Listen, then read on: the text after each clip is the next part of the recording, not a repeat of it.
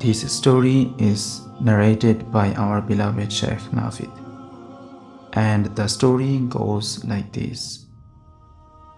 There was a brother who came overseas, and he came to seek a bachelor degree in any field. And the national climate was that this was the first time he got freedom from his family. In his society, people are very religious, very practicing. He could not have the fun that he wanted to have. So he comes to a place where there is free mixing university, in society where no girl looks at you. In fact, there are no girls in your classroom. Now all of a sudden they are sitting next to you, and you can actually find an excuse to talk to them. Hey, can I borrow a pen? Hey, can I borrow some paper? And conversation becomes very easy. And now that you have a foreign accent, oh my God, you are a fitna for them. And this was the reality that he went through. That he came from a foreign land, and this attraction hit him right away. The initial stages were that he just go out for lunch, he just go out for meetings, and that is how life continued. He never actually committed zina, fornication. One day though, he went to a party and he committed zina. Out of pure emotion, he committed zina. And when he was done, he just lay there thinking, I have just ruined myself. And he didn't know what to do. He didn't know where to go. And he didn't have any close friends that could guide him. He knew that the only place that this guidance that he had known was back in his hometown. So he booked a ticket back to his home country where he was from. And on his way, he had a stopover in the city in the country of Qatar. While he is in Qatar, he goes to the masjid and he was crying. He was crying a lot in the mosque. You can think about when you are with people and there is this awkward silence, and it's really weird what to do in that situation.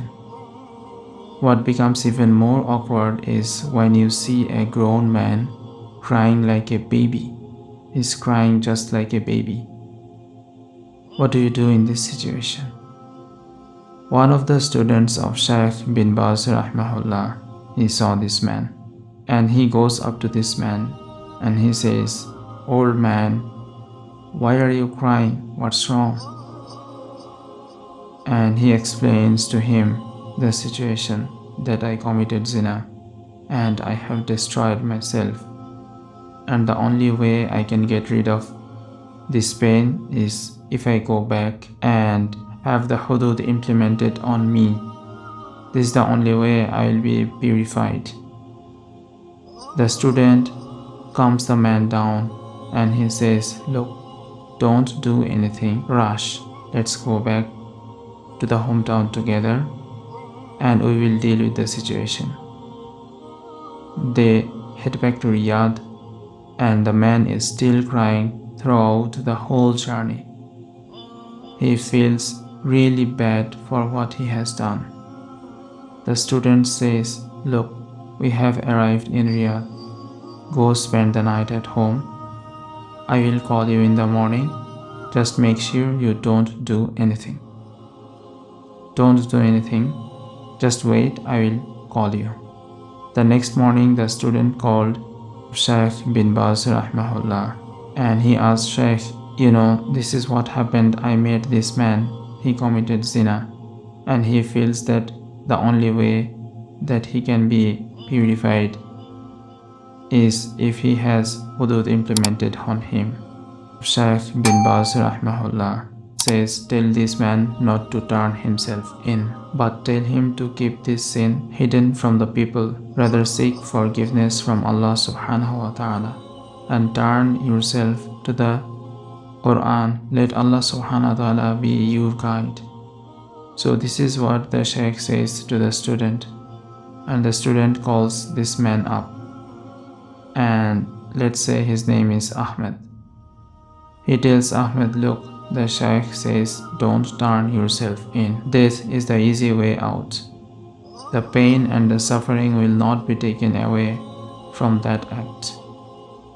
And Allah subhanahu wa ta'ala does not want this from you. But rather Allah subhanahu wa ta'ala wants you to rectify your ways, turn back to Allah subhanahu wa ta'ala. And this is when that pain and suffering will be taken away. This is what Ahmed decides to do. A couple of days go by and he starts to reading the Quran. He starts praying in the masjid and he says that I have never missed a single salah in the masjid since that event took place. This continues for about 2 weeks. Now the student, he disappeared from the life of Ahmed. And then one day, he notices that he has a missed call from Ahmed. He says later on I'll give him a call.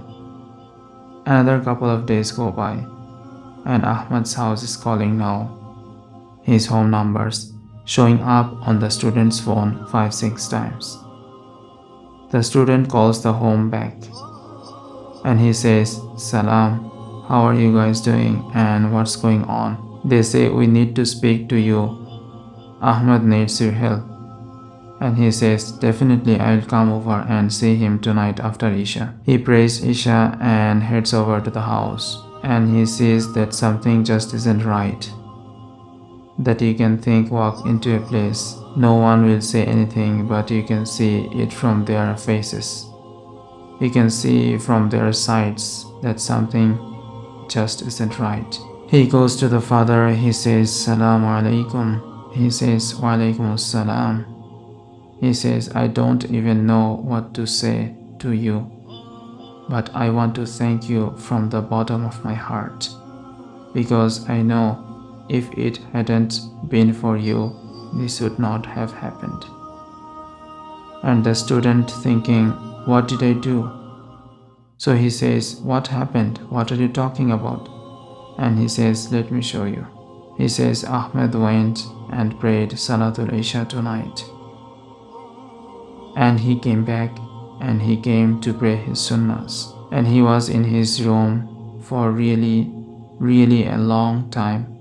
And we went to seek him out. We did not know what happened to him. But I want to show you. He took the student to the Ahmed's room. And there Ahmed was in the sajda. And Allah took his life away at that time. And that is how he passed away.